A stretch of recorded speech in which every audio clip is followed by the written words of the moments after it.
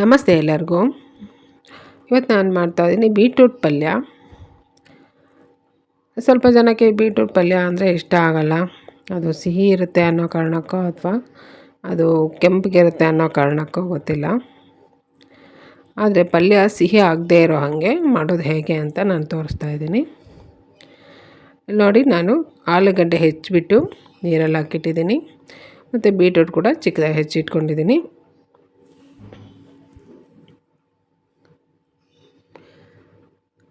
ಮೊದಲಿಗೆ ಬೀಟ್ರೂಟು ಮತ್ತು ಆಲೂಗಡ್ಡೆನ ಬೇಯಿಸ್ಕೋಬೇಕು.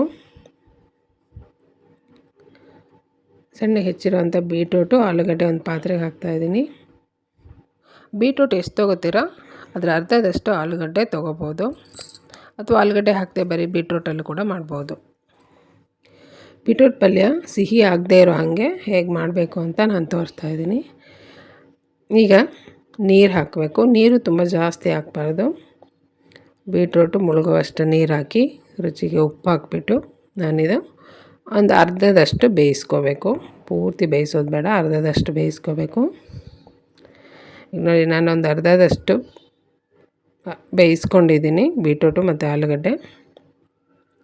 ಈಗ ಇದರಲ್ಲಿ ನೀರು ಅರ್ಧದಷ್ಟು ನೀರನ್ನ ತೆಗಿತೀನಿ. ಪೂರ್ತಿ ತೆಗಿಬಾರ್ದು, ಅರ್ಧದಷ್ಟು ನೀರನ್ನು ತೆಗೆದು ಸೈಡ್ಗೆ ಇಟ್ಕೊತೀನಿ. ಈಗ ಒಂದು ಬಾಣಲೆಯಲ್ಲಿ ಒಗ್ಗರಣೆ ಹಾಕ್ತಾಯಿದ್ದೀನಿ. ಒಗ್ಗರಣೆಗೆ ಎಣ್ಣೆ ಹಾಕಿ ಎಣ್ಣೆ ಬಿಸಿ ಆದಮೇಲೆ ಸಾಸಿವೆ ಹಾಕಿದ್ದೀನಿ. ಸಾಸಿವೆ ಸಿಡಿತಾ ಇರುವಾಗ ಕಡಲೆಬೇಳೆ ಮತ್ತು ಉದ್ದಿನಬೇಳೆ ಹಾಕಿದ್ದೀನಿ. ಕಡಲೆಬೇಳೆ ಉದ್ದಿನಬೇಳೆ ಕೆಂಪಗಾಗಬೇಕು. ಆಮೇಲೆ ಕರಿಬೇವಿನ ಸೊಪ್ಪು ಮತ್ತು ಹಸಿಮೆಣಸಿನ್ಕಾಯಿ ಹಾಕಿ ಅದನ್ನು ಕೂಡ ಸ್ವಲ್ಪ ಫ್ರೈ ಮಾಡ್ಕೊತೀನಿ.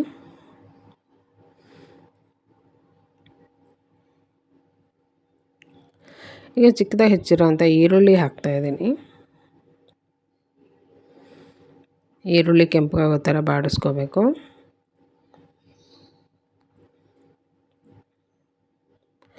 ಬೀಟ್ರೂಟ್ ಪಲ್ಯ ತುಂಬ ಚೆನ್ನಾಗಾಗುತ್ತೆ.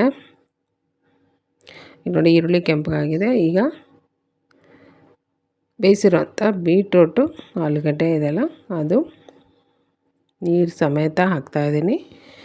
ಬೇಯಿಸಿರೋದ್ರಲ್ಲಿ ಅರ್ಧದಷ್ಟು ನೀರು ತೆಗೆದುಬಿಟ್ಟು ಬಾಕಿ ನೀರನ್ನ ಸಮೇತ ಬೀಟ್ರೂಟು ಆಲೂಗಡ್ಡೆ ಹಾಕಿ ಸ್ವಲ್ಪ ಮಿಕ್ಸ್ ಮಾಡಿ ಈಗ ಮೀಡಿಯಮ್ ಫ್ಲೇಮಲ್ಲಿ ನೀರೆಲ್ಲ ಹಿಂಗೋ ತನಕ ಬೇಯಿಸಬೇಕು.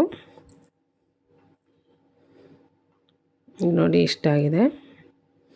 ಈಗ ನಾನು ಇದಕ್ಕೆ ಕಾಯಿ ತುರಿ ಮತ್ತು ಕೊತ್ತಂಬರಿ ಸೊಪ್ಪು ಹಾಕಿ ಮಿಕ್ಸ್ ಮಾಡ್ತೀನಿ. ಬೀಟ್ರೂಟ್ ಪಲ್ಯ ಚಪಾತಿ ರೊಟ್ಟಿಗೆ ಸೂಪರಾಗಿರುತ್ತೆ.